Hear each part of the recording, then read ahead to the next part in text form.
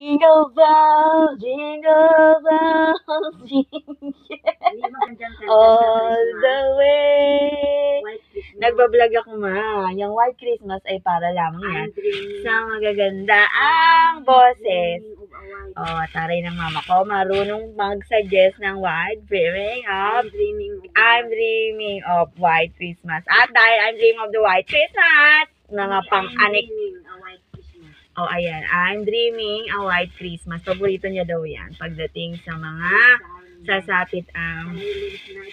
ayan. No? May eksena talaga isa sa aking vlog. Joy to the world. No? Ano ba? Ang dami niyang alam. At speaking of, nalalapit na ang araw ng Kapaskuhan, te. Huwag kang mag-inarte.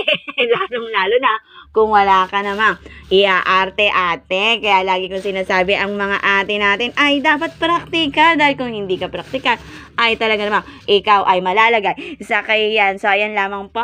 Salagang, alam nyo na, 100 pesos ay marami ka ng pang-eksena. At ang pang-eksena na yan, ay pwede mo nang gamitin. Depende sa kung ilang beses mo siya gustong gamitin. Huwag na tayong umarte para hindi po tayo nahihirapan at nalalagay po tayo sa hindi magandang